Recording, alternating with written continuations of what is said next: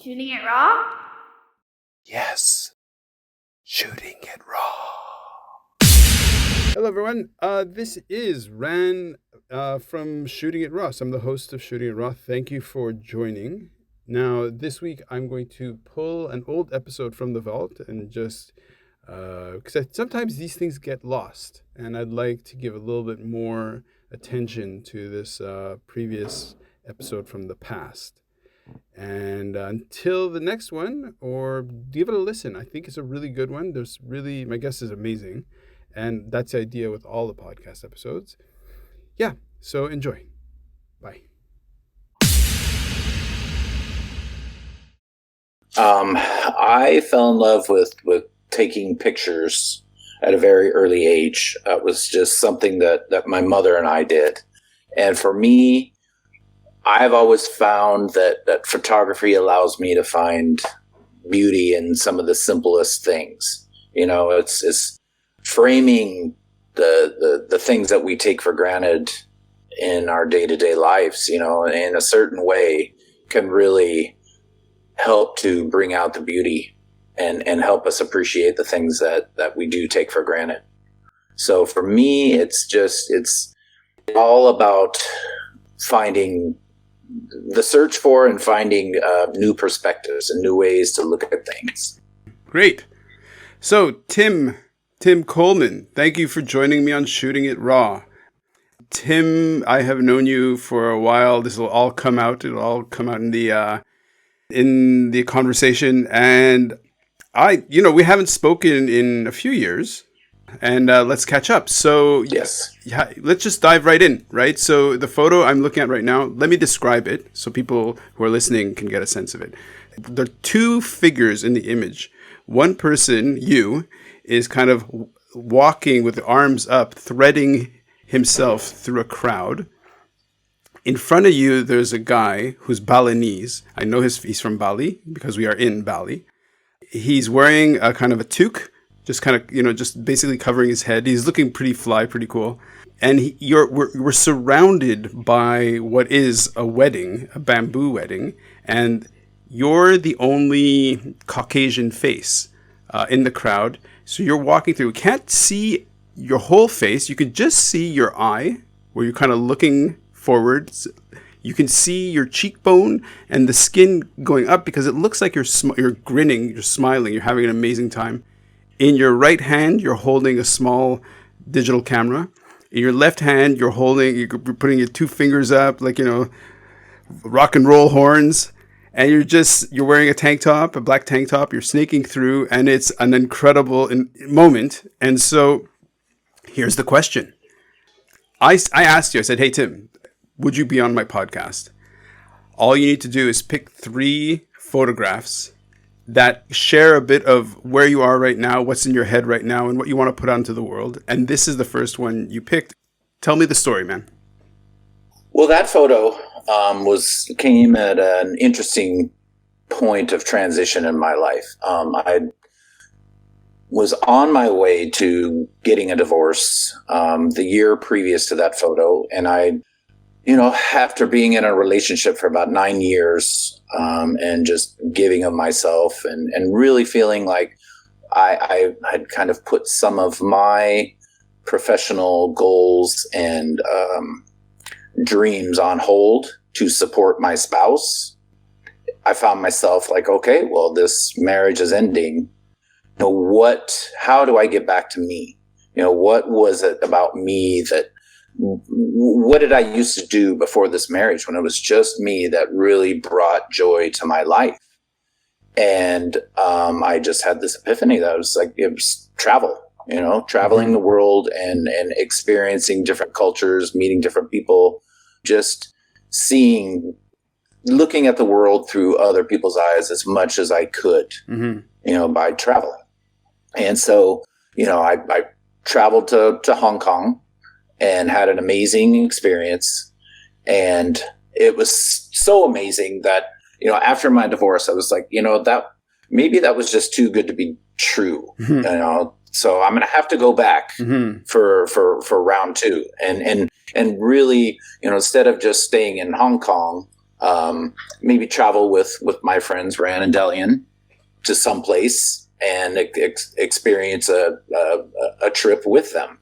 And so we decided to go to Bali.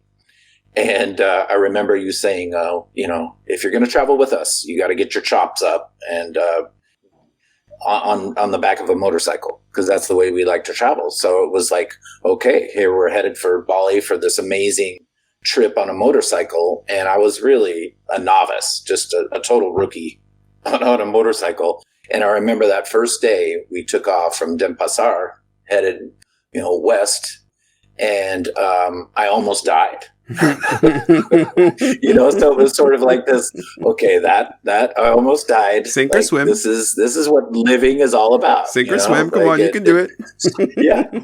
Added a little extra spice to the voyage, you know? And then, so here we were, our first stop was in Medewi, and we're sitting there watching the sunset, watching people surf, and one of the locals came up and chatted us up. And, we invited him to dinner with us, and over the course of dinner, he invited us to go to this wedding. Mm-hmm. And so it was one of those things where, most people that I know would have been like, hell no, I don't know you. Mm-hmm. I'm not following you off into the sugarcane fields to God knows where. Like, there's no way. Yeah. But, that sort of trepidation just never crossed my mind, and I don't think it crossed y'all's minds either. Nope. And so here we were, like, we just stumbled onto this amazing wedding it was like about a 20-person bamboo band, like a bunch of bamboo instruments, xylophones, whatnot. And there was a Balinese dancer, and it was just, it was like, it was magical. Like we were celebrity. It was, but it wasn't like the original Wedding Crashers, know, and here we were just welcomed with open arms. And it was just one of those things, like, that is exactly the kind of experience that I was looking for to sort of get back to me. And so I found that photo really sort of encapsulates achieving that goal of just, because I always, the thing that I really love about traveling is being in this foreign culture and, another language, and just figuring out how to make connections with people and enjoy myself. And I think that picture really, really speaks to that. Oh, for sure. I've known you through Delian, and it's one of these things that as soon as we meet, we just, you're the kind of person who just gives the energy forward, and it's like the brightness and the warmth. Yeah, we were like, let's rehabilitate Tim, so we went to Bali. If I can kind of round out the photo, is that, so basically there were hundreds of people at this wedding, and it's outside. And you have the the sort of the Balinese band playing like the percussion on the sort of the bamboo metal xylophones, and the music was all around us, and it was full, and it was deep, and it was so total, and it was so uplifting. That day was easily one of the most magical musical events I've been lucky enough to be in, because if we place ourselves back at that feeling, of that, the music was so, it was almost syncopated, and it was really like traveling in a sense, and everybody was all in there. And so that we stood out because of our foreignness or whatever, it was, obvious. We're the only sort of foreigners there. And that's why they pulled us to the front to dance individually with the traditional Balinese dancer. Yes. What I find also interesting is that making the connections, like, this is you previously in a marriage that is just so dark and so terrible, and you just needed, your health needed to get out of, so you could sort of reconnect to your own life. And isn't it interesting that the next event that made you, that you connect in your mind in terms of your history and your thought process, is in fact a marriage ceremony on the other side of the world? Absolutely. Yeah. call it a rebound. That was so good. But no, I think I think that really lends itself to like how special it was, you know, because you think about wedding crashers and it's like, oh, well, how dare you like intrude on, you know, like it's most cultures, like marriage is a holy sacrament. Yeah. So it's like this sacred ritual. And here's this guy, this pasty white dude from Houston, Texas, that rides up on his motorcycle, you know, it's just like, hey, super fun. Let's get married. Well, not you. But it was truly, it's a testament to actually an experience of being in a different culture where actually, you know what, everybody can come along. It's a time of celebration. And also, yeah, that they'll you know, we literally knew the guy for about 3 or 4 hours beforehand. And then he invites us to this wedding. And it was like his little decision, like, you know what, I'm going to invite these people to this wedding because it's fun and it's great. And he did that. And then here we are 12 years later, still so connected to that moment. Absolutely. You know, and it's like, I guess when you asked me to pick out 3 photographs, I tried to pick out photographs that were metaphors for like these seminal moments in my life. You know, it was just like something that was very representational and moments that I felt helped were like moments of transition for me, you know, sort of reawakening or just being in the moment and making the most of it. Right. You know? Right. Very present. Absolutely. Let's use that as the sort of the natural segue to go to the next one, which is just, again, bonkersly perfect. The photograph is, it could very well be a color photograph, but it's rendered because you're photographing into the sun. So there's 1/3 of the image is just the sky with a very, very high cloud, mostly like sunny with cloudy periods, like very, very bright. The bottom looks like an ocean or a sea, and the focal point of the image is a figure, a human. I'm assuming it's you. I know it's you. It must be you. Caught flipping in a flip. And so you're hugging your legs, your feet are pointing straight up to the sky, your head is pointing straight down to the ground, and it's perfectly symmetric, like balanced, that it's just that you're upside down, like perfectly upside down. And what makes the image really kind of pop is that your complete silhouetted image in this crouched pose is in the line of the sunlight reflecting off the water. So whoever made this photo, props, respect. Like it was perfect. That was me. I'm the cameraman. Oh, you're the photographer. I am. Oh, yeah. Okay. And so who's flipping? It was a weird thing. I mean, and that was, it's another example of like what I really enjoy about traveling. I had made plans to go with this woman. It was actually our first date.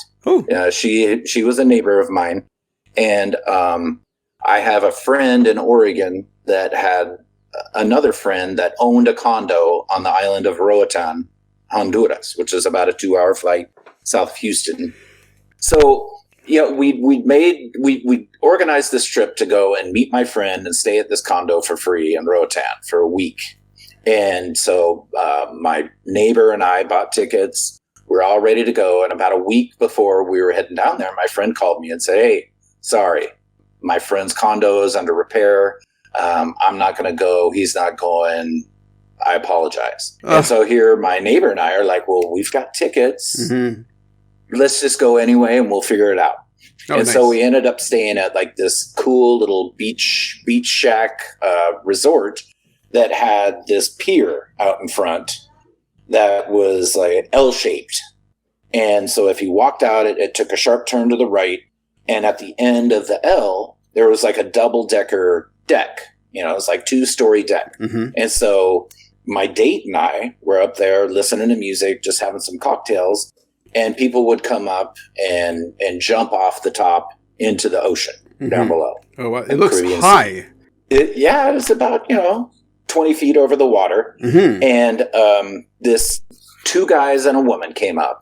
And so they were running along the railing and jumping off. So there's I have a series of that guy in that image taken from the back as he ran along it was sort of, just had my high speed shutter going and just took random series of photos of him running and jumping off. And then his buddy jumping off.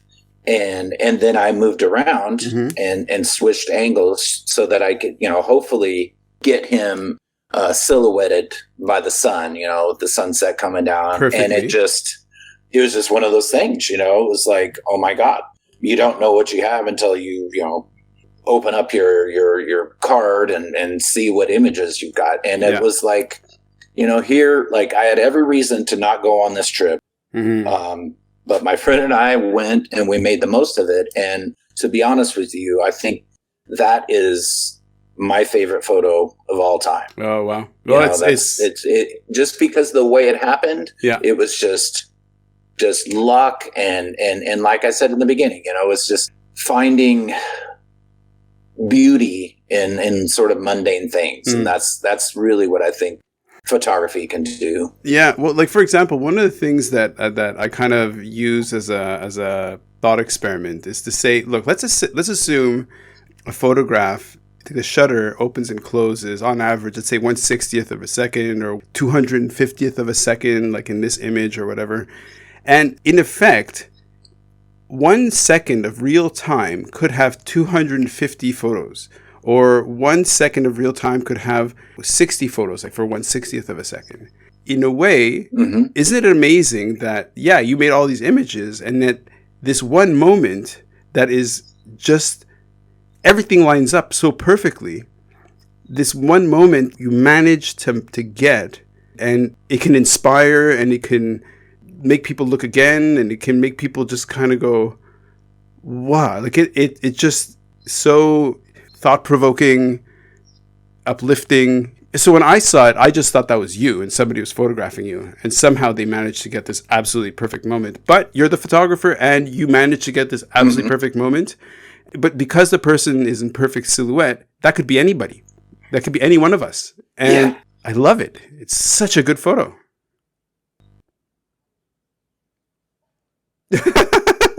And it's just a pregnant pause. And it's just like the thing is sort of things are upside down. Yeah, they can be upside down, but they can also be beautiful at the same time. Sure, it just goes back to how you choose to view what's going on around you. How you choose to perceive your own reality. Well, look at you. You just lined up the next photo. I mean, better than that, I couldn't have done. Let's go on to the next photo because, man, what an image. Okay, this is a big one. Okay, so let me describe it. Unless you want to describe it, visually, so somebody who's looking at it can get a sense of what we're looking at. Go ahead. You do a beautiful job. I've listened to several of your podcasts. It's awesome. Thank you. Okay, so it's a photo of a group, 1, 2, 3, 4, 5, 6 people who are clearly friendly with each other. One woman is holding probably what looks like a plastic gun. One guy is kind of hugging what looks like a brand new spade. One guy has what looks like maybe what's that called? Stand-up paddleboard paddle.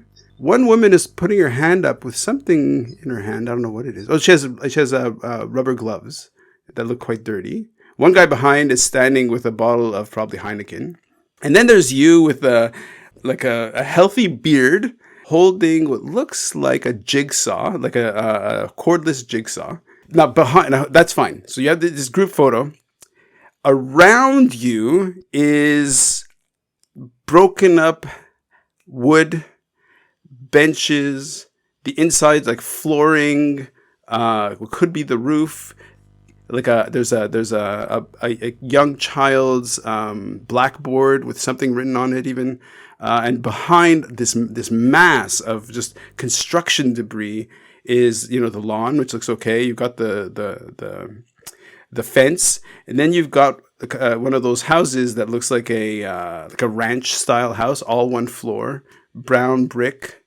But yeah, this is a whole group that have pitched in together, obviously positive, feeling good. Take it away, Tim.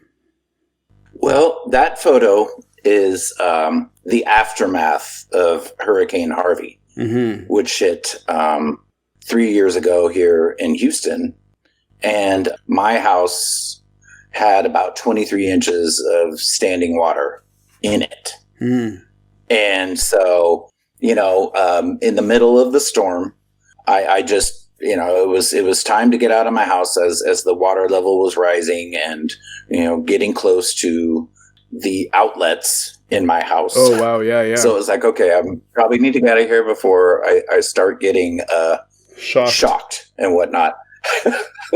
So I ended up going next door, that house that you see to the right, to my neighbor's house. He's an avid kayak fisherman. So I borrowed a kayak of his and grabbed my dog and got in the kayak and kayaked 6 miles through the hurricane to my ex-wife's house. Oh, wow. And stayed there with my daughter and my ex-wife and kind of helped them, you know, secure things around their house. Fortunately, only her garage flooded, but my house was pretty much a total loss. Oh, and wow. So all that debris you see around me is just the flooring. There's tile, like that's hardwood floor cut up into sections, couches. I mean, it's a mountain of household. Yeah, a mountain of debris. Yeah. I mean, and you know, it was, I didn't go back the next day to my house. Like the water went down fairly rapidly. I'd say in about 16 hours, like I could have gone back to my house, but I just stayed a day. And so I went back the second day and I wanted to go by myself because I knew it was going to be emotional because of course I wasn't able to secure everything that I wanted to. And so, you know, went into my house, had a good cry, and just kind of let go of things and just accepted this new reality. And then went ahead and started the demolition myself, you know, because that was really my therapy was, you know, swinging a sledgehammer and, you know, getting out the power tools, the Sawzall, and just going for it. And the amazing thing, Rand, was just, you know, here I was sort of at rock bottom, just like, oh my gosh, you know, like some of my most treasured possessions, like photos that I had that were from pre-digital age, I'd forgotten in a box and, you know, they were all ruined. And it was, I still haven't been able to go through that box just to pinpoint exactly what all was lost. And that's been 3 years, you know, so it's, here I was just broken and I had people showing up to just random strangers would come up and knock on my door. And I'd like, what? You know, go to the door and can I help you? And I'm like, no, can I help you? You need any help, man? And it was just, you know, so then it just began this, no pun intended, like this flood of love and support. I started, you know, I had some friends post some things on Facebook about the flood and the devastation. And so people that I hadn't talked to since high school would send me a check for, you know, $500 here, $250 here, $1,000 here. Oh, wow. Literally people I hadn't seen in 30, 40 years. And it was just this outpouring of love. A very good girlfriend of mine came over and she started up a GoFundMe for me that ended up raising $10,000. And in this photo, right there to the left of me in the blue shirt is my best friend in Houston, Gustavo. And behind him with the Heineken is my other best friend here in Houston, Justin. And then that's my daughter, Gabriella. The idea of this photo was to sort of do a goofy take on American Gothic. So it's like she's got my BB gun, my daughter, in the yellow, and behind her is my ex-wife, and to the left of her is an Australian fellow that was good friends with my ex-wife, and he was a huge help, even though I think his motivations might have been to get with my ex-wife, which was fine because he's in there cleaning and busting up, Yeah. And just to let you know that that tool that he's holding. Oh, it's a tool. In Hawaii, they call it an a'a, which is just a digging stick. It's made out of iron. And so the tip of it, which you can't see, it's cutting off at the very bottom there, is just like a chisel. And it's very heavy, about 20, 30 pounds. And it's like the best tool for demo. You would slide it up underneath those sections of hardwood floor that were stuck to the floor with tar. And you just slide it under there and pry it up. And it was awesome. Wow. Well, okay. So a couple of things that stand out.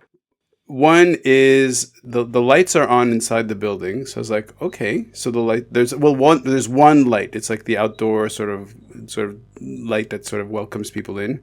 There's the American flag, right? Americans love their flag. What it makes the image is that now that I know that's your daughter, you're both wearing these bright yellow t-shirts, and visually the two of you stand out. Whereas the other people, because it's all somewhat muted colors, they kind of almost fade out in terms of perception, right? So when I look at this, the two people who are holding the BB gun that your daughter's holding, the saw or whatever that you're holding, they're both kind of held together in the same orientation. So just visually, it's kind of like as a photograph. If I was going to look at it aesthetically, there's a lot going on, and it's beautifully composed and all that stuff. And then there's the content of the image, right? So we go deeper into the content of it, which if people can connect with, like when I see it, I connect it to the tsunami, right? Because the tsunami just came in and it just destroyed everybody's houses. And it's from one moment to the next, from one day to the next. And this is another value of the podcast, is like, what if we can make every moment count? What if every second is a gift? And so I'm sure that while you were waiting to sort of go back to your house, your headspace went down to some dark places. And then when you came back and had to face it, you had to kind of, in a sense, clear out the wreckage of your own head in the same way like with your house. Yes. It's kind of quite metaphorical. And also, since I know what has happened since then, how about you talk about what's the symbolism of rebuilding your house and where you are today? Well, it's that's a great question. When that photo was taken, I was working as a school counselor. Like the gentleman drinking the beer behind me, Justin. He's a coworker of mine. He's a PE coach at my school, and so it was just it inspired me to go ahead and get my professional license in counseling.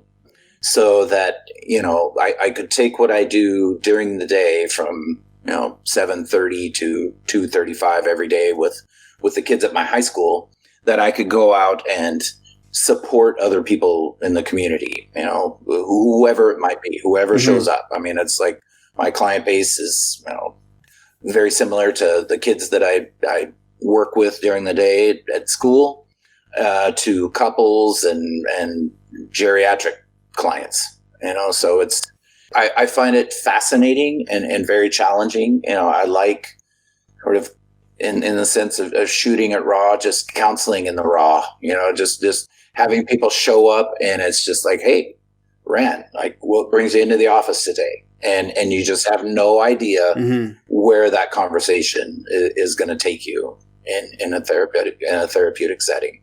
So it's just fascinating. And for me, I guess what that whole experience showed me was, like I said before, it's like, here I was at rock bottom, all my worldly possessions. Well, everything that I didn't stash up in the attic was gone, no furniture, the kitchen, everything's just destroyed. But yet here I was, able to find meaning and joy and rebirth in the midst of all this devastation, and it was just, I mean, the whole neighborhood, the whole city of Houston, for the most part, was just, I mean, I kayaked 6 miles across Houston and only had to get out one time to drag my kayak about 30 meters to where it would float again. Huh. So it was like kayaking through Venice or something, just all these boulevards of muddy water and devastation and silence. And this giant city that was just all you could hear was wind and rain. It was really an amazing experience, and it went from, oh my God, I've lost everything, to, sort of that Fight Club moment where it's like, hey, the stuff you own ends up owning you in the end. It was like, here I was liberated. Like, prior to that experience, I would have to admit that I was a bit of an emotional hoarder.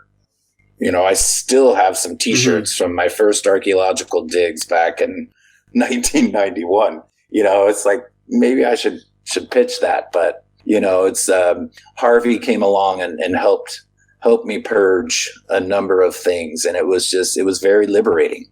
I loved my house, but it was a bit of a money pit, and it was like, okay, for a few years I'd been sort of trying to find an exit strategy, but it's one of those deals where you buy a fixer-upper and then you don't have the funds to fix it up.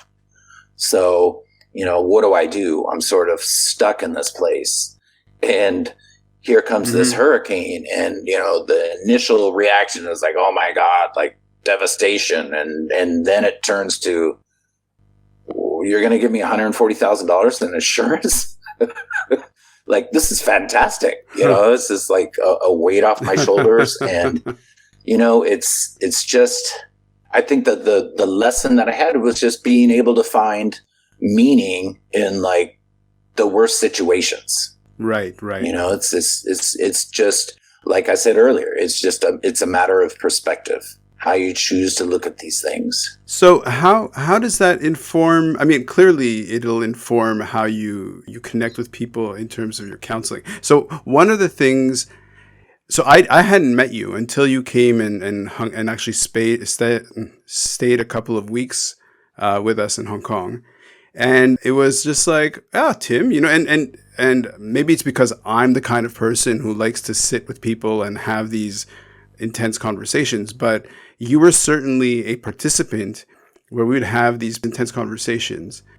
And then fast forward to the next year or a couple of years later, whenever you came and we went to Bali, again, this very not self-reflective, but reflective time together. And so I know you as a person who speaks his heart and his mind easily. And so I could see how in something like the hurricane, and then later as a counselor, this part of who you are is so useful or great at connecting with other people.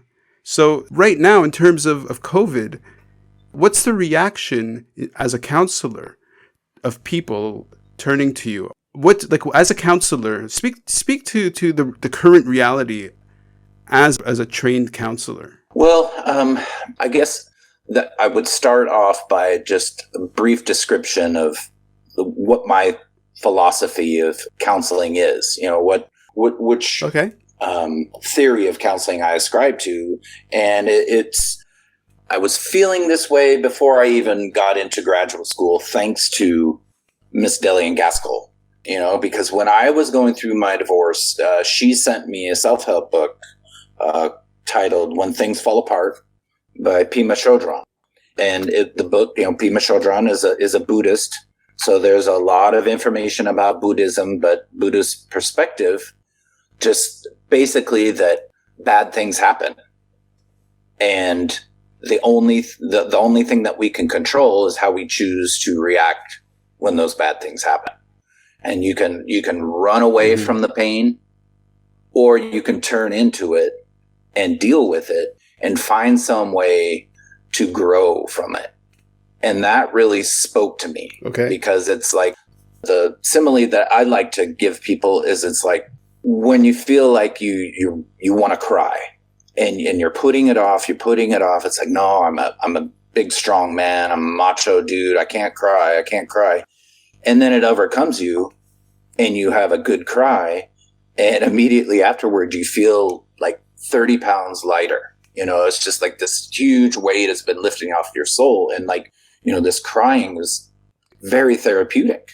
It's your body telling you like, hey, I need to release all of this energy and let's just have this catharsis and get it out, and so I believe, when we're faced with challenges, you should turn into them and face them and sort of run towards the flames instead of away, because it's not going to go away just by running away. The sooner that you turn into it and you face it, the better off you're going to be. One of the, if I can interrupt for a second, when I do some training with people, in terms of both actually in terms of the leadership training, but also in terms of the coaching and, the Muay Thai training, it's very much this idea of, oddly enough, it's like go towards, don't go away, but go towards, for example, go towards or into the punch. Go into the kick, which is kind of very counterintuitive until you learn how to make that your practice, because that just going towards or into a punch or into a kick, in fact, saps the energy and helps you get through it. And when you're telling me like you have to face it, for example, like you waking up the next morning and saying, okay, I'm going to go into that house and go into it as a therapeutic step, I'm 100% behind you. Yeah, and then there was another book that a friend gave me. It's called Man's Search for Meaning, and the author is Viktor Frankl. Mm-hmm. And Viktor Frankl was a psychiatrist that spent time in 4 Nazi death camps, Auschwitz, Dachau, a few others. Wow. And, he had this medical training, and so they would use him as a doctor among the Jews in these death camps.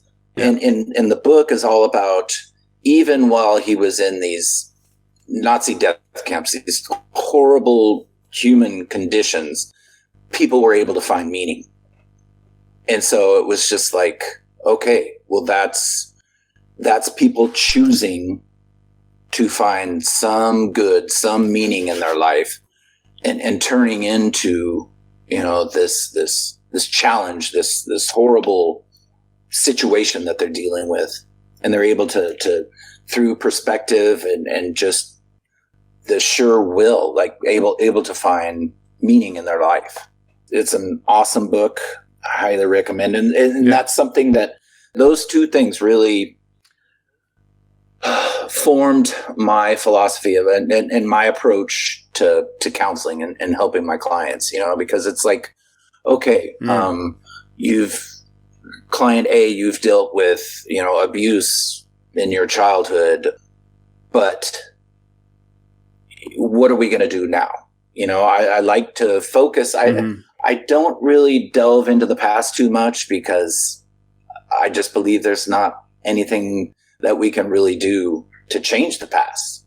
I strive to help people reframe their perceptions of the things that they're doing and move past these past stressors or transgressions and crises that they've had, the trauma that they've had in their past, and just find some way to help them find closure so that they can compartmentalize it and move on and hopefully get back on a healthier pathway in their life.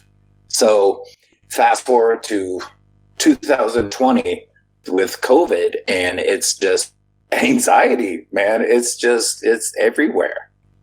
Would you agree that right now we're having a generation of kids who are forming, their psyche is forming in this past couple of years, like this year and next, or say this year and last, like however you want to put those the bookends that contain this period of the pandemic? And because I have a kid who's 9 years old, that in a decade there's going to be the syndrome that's going to come out. The fears and anxieties are just going to surface or bubble up. What's your perception of what's happening these days, this year? Well, I believe a the largest amount of anxiety is coming from disinformation. There's like these warring factions of information that are, we just concluded a presidential election, which is never a good thing for people's anxiety. And so we had this perfect storm of, our sitting president and this war on facts to garner favor in an election year is sort of politicizing a pandemic.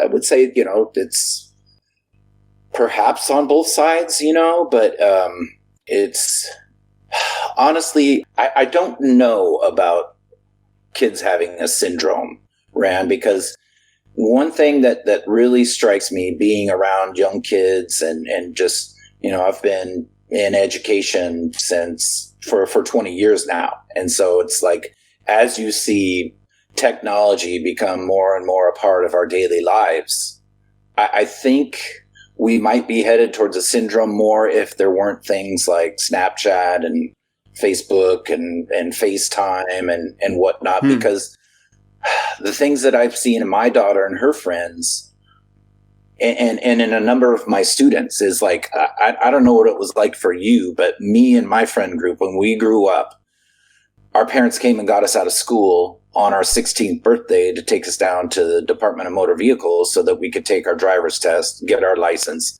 and be semi-autonomous. The parents were like, hey, great, I don't have to drive you everywhere. You're more self-sufficient, and that's what we all did. It was like, hey, yeah, going to get my driver's test. Mom's taking me out of school early, blah, blah, blah. And nowadays, like, kids aren't even really interested in getting their driver's license. I would say the majority of them are not. Wow. And it's like, and even my daughter, she was 17 years old when she got hers. And it was sort of like an afterthought, like, oh, okay, I might as well go ahead and get my license now, because these days you don't have to drive to your friend's house to be with your friends. You've got this suite of technology, your Snapchat, Instagram, FaceTime, whatever the case may be, and you're with your friends, whereas when I was that age, you had these phones with a really long stretchy cord on them, and you would, stretch it to its limit to try to get some privacy so that your parents couldn't hear your conversation, So it's just, I think that with this explosion of technology, I think it's helped people stay connected. I'm just amazed at all these collaborations, where you see all these artists get together and they do these songs on Zoom, and it's very uplifting, and it's a lot easier these days to be connected.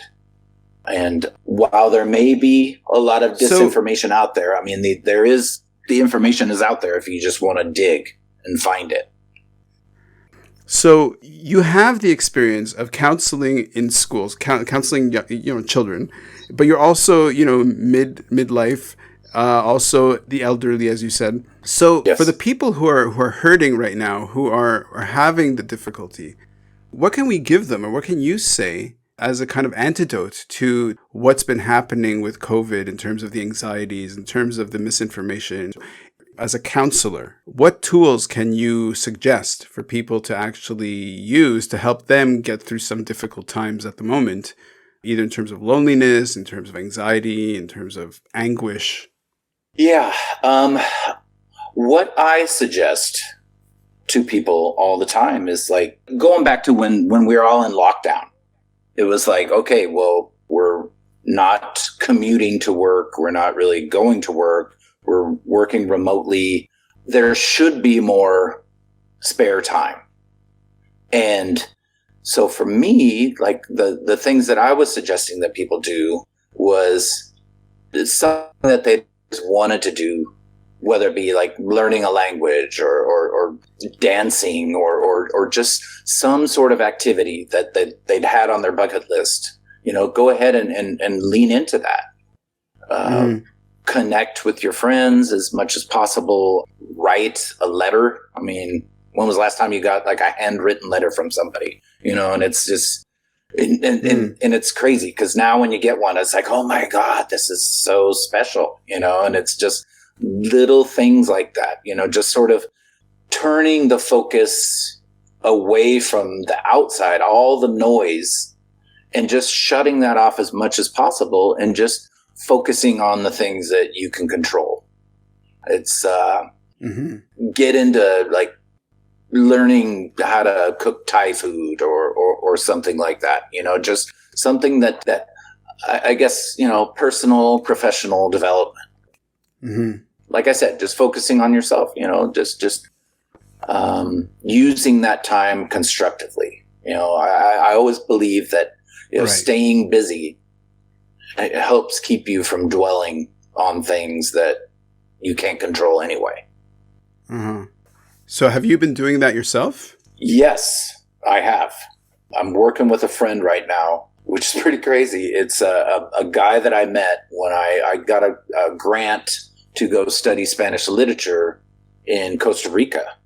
And in this little town I was in Costa Rica, I met this guy from Nebraska that was down in Costa Rica building his own tapas restaurant. And this guy is like studied culinary arts in Spain, very charismatic, great guy. We've kept in touch over the years. And just about a month ago, he called me up out of the blue and was like, hey, I've got this idea. I want to create an online program to teach people kitchen Spanish because I have a good buddy who's a chef and he can't communicate with the people that are working in his kitchen.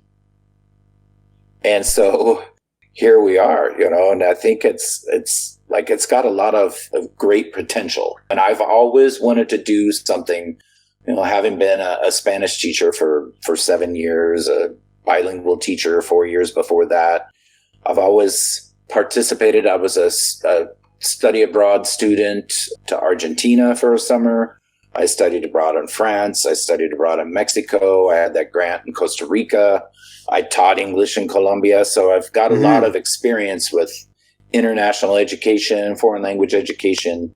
And so I had a business plan years ago, but I sort of chickened out after 9/11 because post 9/11, there was a lot of uncertainty about issuing student visas, and that was going to be my clientele. So it was like, okay, well, let me just go into like regular education, shelve that.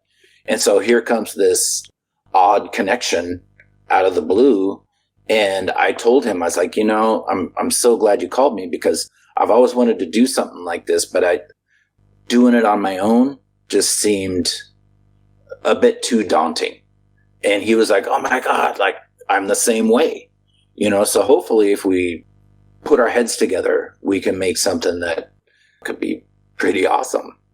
From my work in terms of as a business consultant, in terms of when we talk about entrepreneurship, which is essentially what you're doing with your friend, that entrepreneurial moment is about getting people together, like the human ingenuity and human power, human ability to create things is by working together, by bringing people together. So you're kind of right now you're in that startup stage of connecting with this co-founder who together you're going to create something. It makes perfect sense. Perfect sense. Yes. And what is that? Sorry. I turn my phone off and it's like, I turn off, I got like my phone on the computer here and it's like, damn it. So that's my, the computer tells, I want to talk about this, but no, it was, over like my COVID experience was I flew home, the first part of March for spring break to go with my parents, just hang out for a week. And while I was up there, they decided to shut down the school. So I extended my flight another week. And then the district came back and said, okay, well, we're going to postpone school for another 2 weeks. So I postponed my flight for another 2 weeks. And then I ended up canceling it. And so I stayed for the first 9.5 weeks of the pandemic up in Oregon at my parents' house, who have like a lovely 7-acre house, riverfront property. Oh, wow. I could go to my 2-bedroom apartment in Houston or stay here and catch trout in the backyard.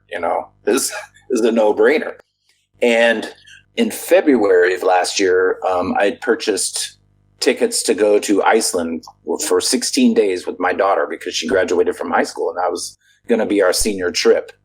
And so right when I got back to Houston from Oregon, I learned that they'd canceled our flight because, Sure. America wasn't doing very well and managing the coronavirus. And Iceland, a very small population, had tested everybody, and they're like, yeah, thanks, but no thanks. You guys stay together. So I called my daughter. I was like, oh, bad news. And she's like, that's okay, Dad. Let's drive to Oregon. Let's do a road trip then. And so we wicked. took 5 weeks and hit all these amazing national parks, state parks on the way up to Oregon and on the way back. And it was, 8,000 miles in about 5 weeks. And it was just incredible. Oh, awesome. Hey, shoot me a photo from that trip. Oh, okay. So Absolutely. I can use it. Mm-hmm. Yeah, that's great. And just that time on the road with your kid, and just it was priceless. So, I guess that was my way of dealing with COVID. Was like, okay, well, we've had this awesome plan, we had this awesome trip set up, but that got shut down. So let's make the most of this. Yeah. Driving across the country and camping, that's really going to reduce our exposure to the virus. And, we're social distancing in our tent, masking up. Yeah. And it was really interesting just driving through rural America and all the Trump flags. And it was very interesting, the dichotomy of this country, just the conservative rural areas and the liberal urban areas. It was really interesting. So, that was that. I guess, there's a lot of people that were just would have been too afraid to do that. There's just too much uncertainty out there. And it was like, well, maybe we did put ourselves at some unnecessary risk, but based on the information that we had our hand sanitizer, our masks, kept our distance, just did what we could to mitigate the risk. And we had an awesome time, had an amazing time. And move forward. I have to end this. I love talking to you, but really, really, if anything, it's kind of like go towards the problem, go towards the pain. You're given a pandemic, so let's get in the car and go toward. Let's go toward Oregon. Let's go toward your parents' house. So yeah, nice. Yeah, in your face, COVID. Usually our language is pretty colorful. we haven't we've been really quite professional. But yeah, in your face, COVID. Tim, thanks, man. Yeah, thank you, Ren. Stay well. Take care. Give your ladies a hug and kiss for me. Shooting it raw? Yes. Shooting it raw.